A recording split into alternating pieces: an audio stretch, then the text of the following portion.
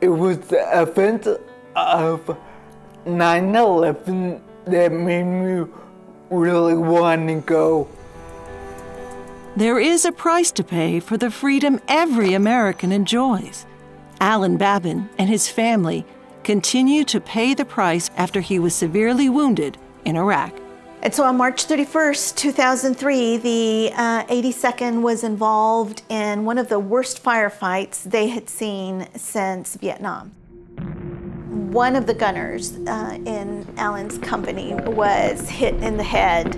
At the time, there was no way to know how severely he'd been hit other than there was a call for a medic. And Alan left the safety of a covered position and ran through live gunfire, and was he himself hit.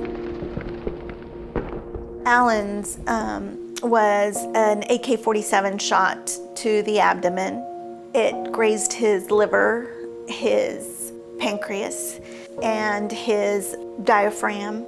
However, the firefight was so severe that Alan had to lay on the hood of a gun truck for over 3.5 hours because they couldn't get an air evac in. We got a call from the doctor at Landstuhl letting us know not to come to Germany because he was only going to keep Alan long enough to stabilize him and get him back stateside so that we could say goodbye to him.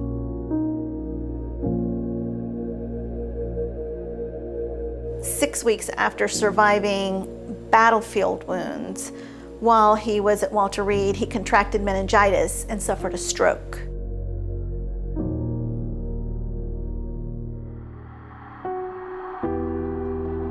But Alan never gave up, even after more than 20 life-saving surgeries.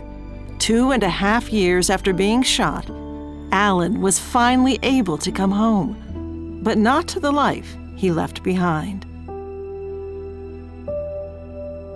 After relearning how to breathe, speak, even move, Alan's light still shines bright in his eyes, in his smile, in the love he shares with his family.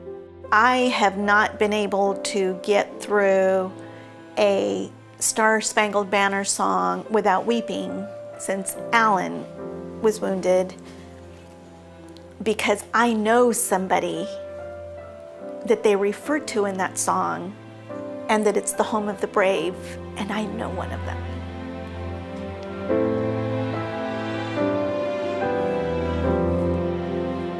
When you support the Paralyzed Veterans of America, think of Alan and the thousands of other brave men and women who have sacrificed so much. For it is through the PVA that Alan is able to live life to the fullest. I'm sitting here able to talk with you because of the PVA. I tell them we're a tough club to get into, but once you're in for life, and we're going to take care of you. Founded in 1946, PVA is dedicated to serving American heroes, veterans who live with spinal cord injury and disease. The goal of the PVA is to improve the quality of life for these veterans through advocacy, support, and sports and recreation. It was through the PVA Texas chapter that Alan was able to go skiing during their annual Winter Games. Nice job, son. I asked Alan what he had enjoyed the most about the clinic, and he said, for the first time since I was injured, I felt normal. Texas chapter president David Fowler was injured following a rough parachute jump. It was when he attended the PVA's wheelchair games for the first time that he rediscovered his own life. I remember rolling through there, the people cheering, all the other athletes, and as soon as we got into the stadium, I immediately knew I belonged. Paralyzed Veterans of America is the only nationally chartered service organization that does not receive government funding.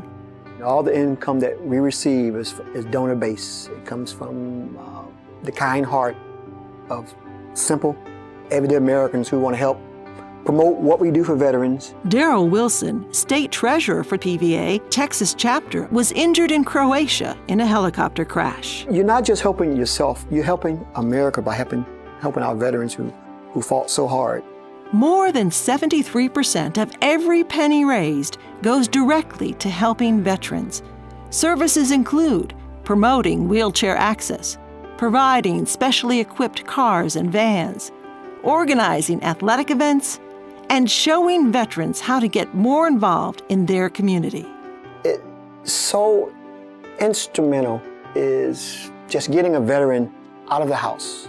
There's all types of activities that our veterans are not partaking because they feel they're not part of society. If there's life after an injury, we do the same things. We just do it sitting down. You could never, never, never give up, ever. You always got to strive for what you set out for. How do you quantify or put measures on an organization that helps give us back our dignity? How much is one person expected to give? How much can Americans ask? And yet, if you ask, these veterans will tell you they still have more to give. Every time I see a flag, I see America. You get a feeling, I did something so that flag can still fly. As I roll through the airport and people say thank you, I often reply back, no, thank you. It was both an honor and a privilege to do my part. Before my injury, I looked at my flag in my country with pride,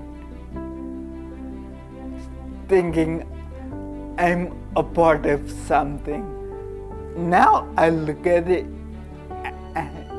and think, and I feel strength. Look what you could put me through, and I'm still standing strong.